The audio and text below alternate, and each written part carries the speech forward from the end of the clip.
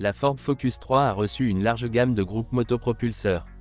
L'épine dorsale est constituée de moteurs atmosphériques Duratec de 1,6 litres développant 85, 105 et 125 chevaux. Comme alternative, un EcoBoost 3 cylindres de 1,0 litres d'une puissance de 100 ou 125 chevaux était disponible pour les Européens.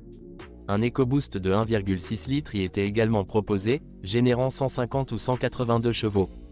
Des voitures équipées de moteurs diesel de 2,0 et 1,6 litres étaient également proposées sur le marché européen. Les deux turbos diesel ont été créés conjointement avec le groupe PSA, mais la partie globale ne coïncide pas complètement avec les homologues françaises utilisées par Peugeot et Citroën.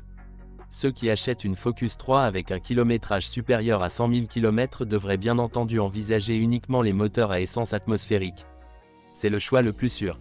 En cas de dysfonctionnement, le moteur ne nécessitera pas de frais de réparation importants. Le Duratec de 1,6 litres utilise le calage variable des soupapes TIVCT et l'injection de carburant multipoint. L'essentiel est de vérifier périodiquement le jeu des soupapes et de changer la courroie de distribution tous les 120 000 km. Le moteur de 2 litres est équipé d'un entraînement par chaîne de distribution. Et au lieu de l'injection distribuée, il est équipé d'une injection directe.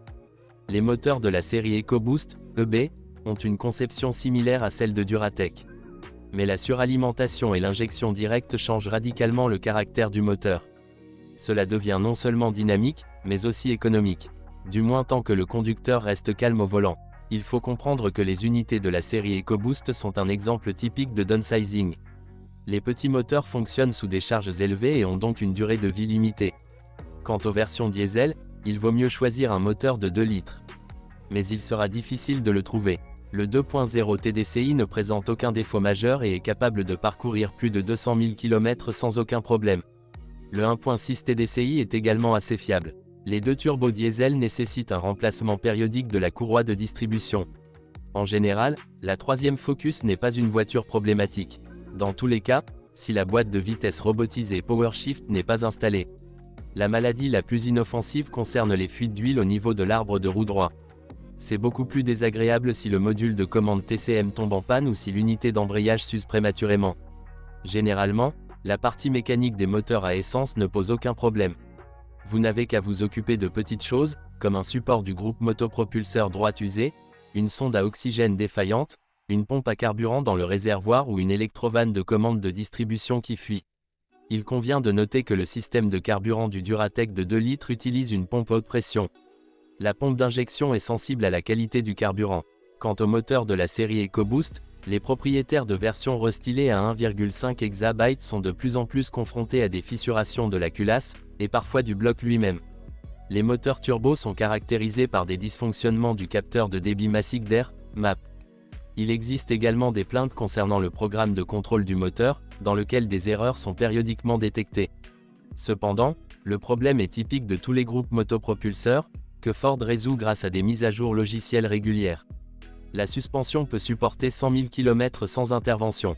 Plus tard, vous devrez remplacer les jambes de force stabilisatrices, les roulements de support et parfois l'un des bras avant. Après 150 000 km, place aux roulements de roues et aux amortisseurs. Attention, la suspension était équipée de 2 types de leviers interchangeables, en acier et en aluminium. Dans le premier cas, vous pouvez remplacer la rotule séparément, et dans le second, uniquement avec le levier. Les cognements dans la crémaillère de direction sont fréquents. En règle générale, les bruits parasites ne dérangent que sur les surfaces non pavées, où la voiture se déplace assez rarement. Heureusement, ce défaut n'affecte pas la sécurité. Dans de rares cas, la direction assistée électrique peut nécessiter des réparations. Électricité. Des problèmes d'alimentation électrique surviennent après 150 à 200 000 km en raison d'une panne du générateur, en raison de l'usure des balais ou d'un dysfonctionnement du régulateur de tension. La corrosion, si elle se produit, ne se produit que sur les éléments du châssis et du système d'échappement. Sa présence ne suscite aucune inquiétude. Après l'hiver, vérifiez les volets qui recouvrent la calandre afin que le moteur atteigne rapidement sa température de fonctionnement. Ils peuvent rester fermés en raison d'une contamination. L'appareil n'a été installé que sur les modifications diesel. Assez souvent, les propriétaires se plaignent de la buée sur les optiques avant et arrière. De plus, ils notent l'apparition occasionnelle d'une petite quantité d'eau dans le coffre, provenant des bouches d'aération cachées par le pare-choc, ou dans les pieds du passager avant, provenant de l'évaporateur de la climatisation. Parfois, l'unité principale ou le lecteur de vitre électrique tombe en panne, corrosion du lecteur. Avec l'âge, les éléments intérieurs et le moteur du poêle commencent à faire du bruit.